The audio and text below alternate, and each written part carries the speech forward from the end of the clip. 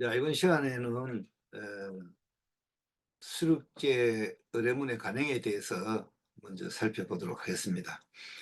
수륙제라는 이 죄를 실행하기 위해서는 준비해야 될 사항이 몇 가지가 있습니다. 첫째는 장음이죠. 이 장음이라는 것은 우리가 상중, 하단, 외에도 뭐 사자단, 오로단 등등 이런 단을 설치하기 위해서는 설단을 해야 됩니다. 그래서 일반적으로 우리가 수육제하면 법당 내에 사는 것보다는 주로 이제 절마당에다가 따로 시설을 해서 설치를 하거든요.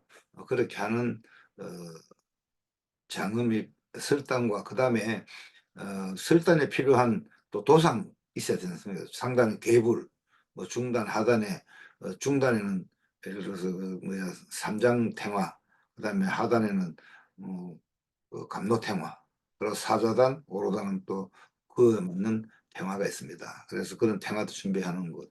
그 다음에 뭐또 꽃을 준비하는 지화, 뭐 생화는 안 쓰거든요.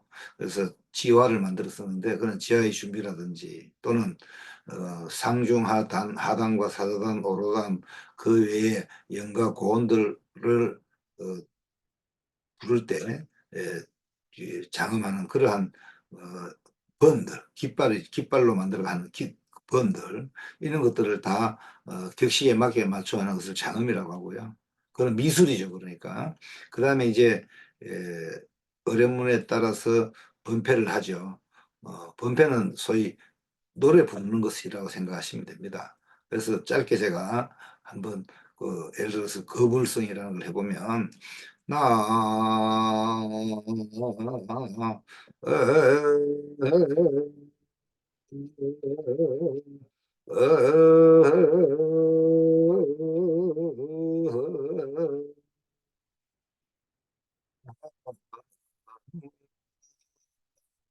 이런 형식의 소리. 그러고 그 외에도 뭐 길게 하는 것도 있고 이렇습니다. 그래서 그런 소리들을 하려면 그에 맞는 또 반주가 있어야 되지 않습니까? 그래서 뭐 요령, 목탁, 괭과리, 징, 북, 그리고 이제 또 음악을 곁들여 하는 호적, 우리 태평소라고 하죠. 그 다음에 거기서 하나 더 보태면 나각, 이제 그 소라 큰 게 돼갖고 부 이렇게 부는 거지 않습니까? 뭐 그런 정도. 이렇게 사는 것이 주로 영남 지역에서 어, 아, 선행하고 있는 번패 형식입니다. 거기다가 경제 같은 경우는 거기다가 이제 사면육각 이런 악사들과 악기가 더 동원이 되죠. 그것은 이제 옛날에 궁중에서 했기 때문에 궁중과 가까운 곳에서 하는 이런 데는 궁중 악사들이 나와가지고 그와 같은 반주를 하고 이랬거든요. 그래서 경제 음악은 그와 같은 사면육각도 보태고 영남 지역은 민간에서 유래되어 있기 때문에 멀지 않습니까? 여기까지 올 수가 없죠. 그래서 그냥 이제 우리 일반적으로 쓰는 사용이 되는 그런 악기들을 사용하는 것이 특징입니다. 그 다음에 이제 음악이 있으면 춤이 있어야 되지 않습니까? 그죠? 춤을 작법무라고 합니다. 그냥 작법하면 안 된다고 제가 아까 그 말씀드렸는데 작법무이고 아니면 작법춤 이렇게 말씀해야 됩니다. 작법춤의 종류는 주로 이제 에, 우리가 바라춤이 있고요. 그 다음에 착복춤이 있습니다. 이 착복춤은 흰 옷에 빨간 방가사 장삼을 하고 머리에는 꽃가를 쓰고 그래갖고 양쪽 손에 꽃을 들고 추는 이런 형태의 춤을 어, 착복춤이라고 합니다. 일부에서는 뭐 나비춤이다, 뭐 학춤이다, 뭐 등등 이런 이름을 많이 붙이는데 정상적인 본래 이름은 착복춤입니다. 이제 춤을 출 때 스님들이 옷을 갈아입고 춤추는 옷을 입고 춘다고 해서 그래 착복춤이라고 이야기합니다. 그 다음에 이제 큰 북을 치면서 춤추는 벚고무가 있고요. 그 다음에 이제 스님들이 식당 작법할 때 춤을 추는 또 춤이 있습니다. 그래서 그와 같은 네 가지 종류로 주로 이제 타주무라고 하네요. 타주춤. 그래서 이 네 가지 춤이 이 우리 작법무라고 불교에서 행하는 작법춤, 작법무라고 이렇게 얘기할 수가 있습니다. 그 다음에 이제 중요한 것은 우리가 연부를 하기 위해서는 어뢰문, 교본이 있어야 되지 않습니까? 그 교본을 의뢰문이라 하는데 그 의뢰문은 학문적 가치로 상당히 인정을 받고 있습니다. 그 문학적 가치죠. 그래서 어, 미술, 음악, 무용, 그다음에 의뢰문의 학문, 문학 뭐 이런 걸 통칭해서 학자들은 불교에서 행하는 이 재회는 종합예술이다 이렇게 얘기합니다. 그런데 이 종합적인 네 가지를 다 두루 갖추고 의례를 진행하는 스님을 의장이라고 하죠. 연불만 한다고 해서 의장이라 하면 안 됩니다. 다 그런 걸 두루 다 갖출 수 있어야 그게 진정한 의장이죠. 그리고 의장을 중심으로 해서 이제 그 번패도 배우고 춤도 배우고 또 의례문에 관한 내용도 배우고 설단하는 방법이나 번스스 장엄하는 방법들 이런 것을 배우는 밑에 후학들이 있지 않습니까? 그건 다 합해가지고 어산 집단이라 이렇게 이야기를 합니다. 오늘 이야기는 그중에서 이제 의례문 관련한 이야기죠. 그 의례문 중에서 우리나라에서 수립제하면서 저본으로 사용하는 의례문이 결수문과 중례문이 있다고 했습니다. 결수문은 먼저 결수문을 오늘 살펴보면요. 결수문은 수륙무차 평등제의 차료라고 한다고 했습니다.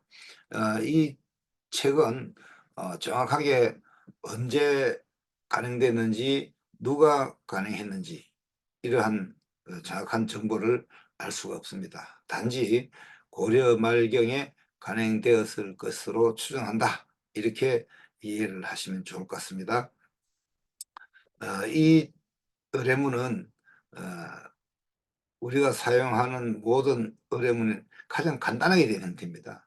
그래서 그 소본이라고 하기도 하고 또 결수문이라고 하는 이유는 그 책에는 우리가 소위 수인한다 그러죠. 손으로 짓는 그런 수인을 하는 도상 그림, 그다음에 그 도상에 대한 설명을 다 해놨습니다. 그래서 그것이 이 책의 특징이기 때문에 결수문이라고 하고 내용은 가장 간편하기 때문에 소본이라고 이야기하기도 합니다. 그래서 그 다음 또 내용은 비교하는 것은 뒤에 나중에 다시 말씀드리도록 하겠습니다. 우선은 이 정도 하고 그 다음에 이제 이 의례문이 간행된 현재 우리나라에서 소장하고 있는 것이라 뭐 소장하지 않는 것은 이야기할 필요가 없고요. 소장하고 있으면서 가장 오래된 게 1470년도 견성사라는 절에서 간행한 책인데 이 소장지는 호림박물관에 있습니다. 그래서 국보 제 1105호로 지정이 돼 가지고 아주 귀한 대우를 받고 있는 그런 어려문책입니다. 그러고는 이제 1470년이니까 1470년 1400년 후반대 그러니까 15세기 말이죠. 15세기 말에서 1500년대인 16세기 또 1600대인 17세기 그리고 뭐 18세기 초까지 이런 책들이 간행이 된 그런 간행 기록들이 나타납니다. 그 시기적으로 14세기 말, 15세기 말경부터 일어나죠. 이 결승은 원본이 제일 처음 간행된 게 고려 말이니까 약 14세기 말이거든요. 그러면 거의 한 100년 정도 뭐 이렇게 뒤에 이런 책들이 이제 간행 횟수가 많이 늘어났다. 이렇게 볼 수 있습니다. 시기적으로. 그 다음에 이제 간행지, 그 간행지를 보면 어디에 있는 절 이름은 있는데 어느 절에서 어디에 있던 절인지를 모르는 경우도 상당히 많습니다. 그래서 일단 보면 뭐 견성사, 중대사, 법흥사, 자비령사 이런 절들은 주로 그 황해도나 평안도에 있던 절로 추정이 됩니다. 그 다음에 무량사, 운문사, 문수사, 공산본사, 광흥사, 무의사, 덕주사, 쌍계사, 송광사 뭐 등등 이런 정도가 16세기 1500 몇십 년도에 이제 간행된 그런 지역입니다. 그러면 무량사는 충주 부여에 있죠. 부여 무량사가 있고 그 다음에 운문사는 청도 있지 않습니까?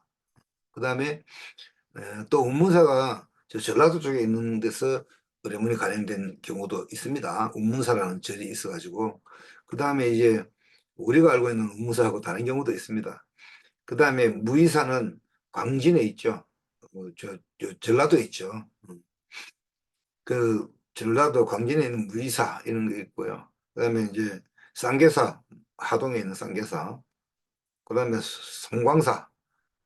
성광산 뭐 이렇게 잘 아실 테고 뭐 이런 정도의 절들이 대부분 16세기에 간행된 그런 간행지 절입니다. 그 다음에 갑사, 갑사는 충청도 있잖아요. 그 다음에 수암사, 대흥사 전라도 있고 송광사, 용장사, 해령사, 감로사, 해인사, 통도사, 그 다음에 뭐 갑사 또 하장사 해인사 이런 절들이 1900, 1600 몇십 년도 이때 이제 17세기죠. 이때 간행됐는데 여기도 보면 뭐 용장사 뭐 이런 절 해룡사 이런 절들은 지금 위치가 어딘지를 잘 모르는 그런 경우가 많습니다. 아무튼 보면 충청도 전라도 경상도 이 각지에서 간행했던 그런 기록을 볼 수가 있습니다. 자, 이런 기록들을 보면 주로 이제 시기적으로도 16세기 조선 중기 같은 중기부터 시작돼 가지고 조선 말은 아니고 조선 말기 초 뭐 이 정도까지 계속 많이 간행 일제강점기가 되기 전까지는 아마 많이 간행된 것 같아요. 그러면 그러한 간행은 왜 그렇게 됐는가 하면 초기에는 왕실에서만 수리기를 지낼 수가 있었어요. 민간인들은 돈이 안 많이 있어서 할 수가 없습니다. 지금하고는 상황이 다릅니다. 그랬는데 왕실에서 이제 그 수리기를 금해가지고 안 했거든요. 그러니까 그게 없어진 것이 아니라 각 지방의 많은 사람들한테서 이제 수리기를 지내게 됐죠. 그러니 민간주도 수육제 이렇게 얘기하는데 그러다 보니까 어뢰문이 많이 필요했죠. 각 지방에서. 그래서 각 지방에서 필요한 수요를 공급하기 위해서 어뢰문이 각각 많이 간행됐다. 이제 이렇게 보는 관점이 옳을 것 같습니다. 그래서 국가에서 한 것은 국행 수륙제, 또 민간에서 전수돼 가지고 온 그런 수륙제는 민간주도의 수륙제 이렇게 합니다. 주로 영남 지역과 전라도 이런 데 지역에서는 국행 수립계가 아니고 다 민간 수립계 주도로 진행된 수립계죠. 충청도도 마찬가지고요. 왜냐하면 그 당시에는 교통이 불편하니까 그렇게 그 왕이 시주할 수도 없었고 시기적으로 유교 정책이니까 그리고 또 왕이 또 가서 볼 수도 없잖아요. 그래서 그런 상황으로 결수문이 간행된 것을 가지고 추정할 수 있다. 이렇게 말씀드립니다. 또 잠시 후에 하겠습니다.